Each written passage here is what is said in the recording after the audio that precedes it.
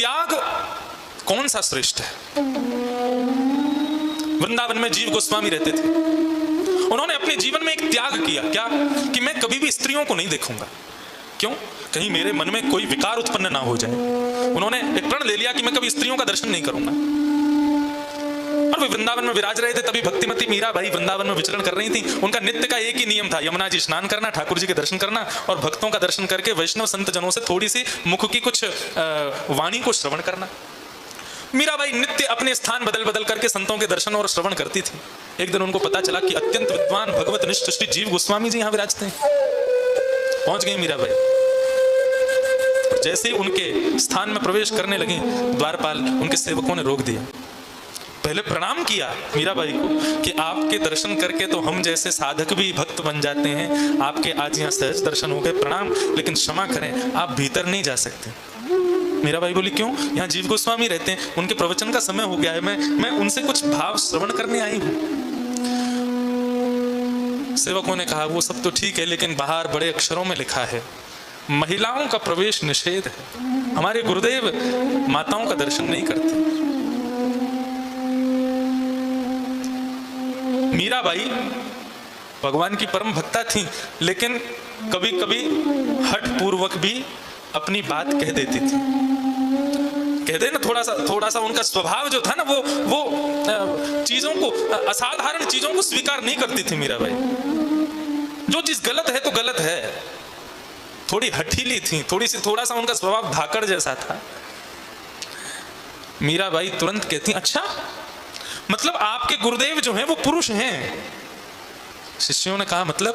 बोले क्योंकि इस व्रज वृंदावन में तो केवल श्याम सुंदर पुरुष है, उसके अलावा सब गोपी हैं। आपके गुरुदेव पुरुष हैं? मुझे तो पता ही नहीं था। मुझे तो केवल यही पता था कि इस व्रज वृंदावन में केवल एक ही पुरुष है, लेकिन आपके गुरुदेव खुद को पुरुष समझते हैं।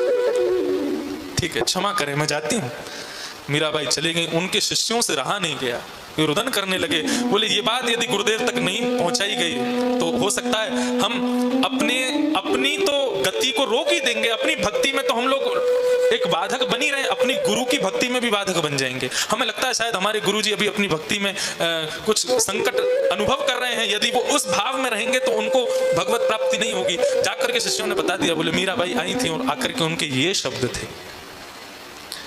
जीव गोस्वामी जी ने जैसे ही सुना कि मीराबाई ने ये बात कही है, उसी क्षण अपना ये नियम तोड़ने के लिए सीधे मीराबाई की कुटिया में गए और सबसे पहले भक्तिमती मीराबाई का दर्शन करके मैं स्त्रियों को नहीं देखूंगा, इस नियम को तोड़ दिया और मीराबाई को प्रणाम किया।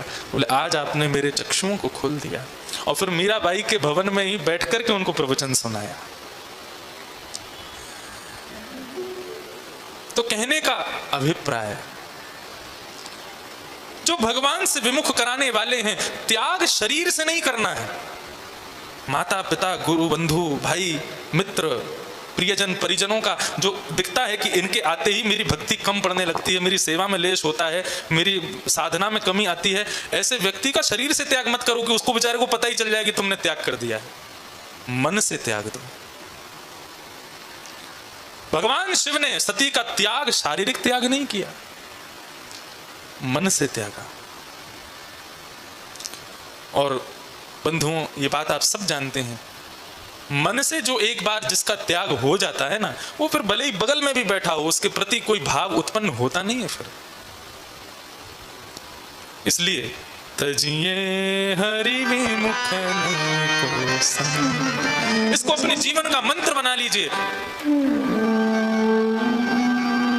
तो भगवान से विमुख कराने वाले हैं, उनका संग हमें कभी नहीं करना, कदापि नहीं करना।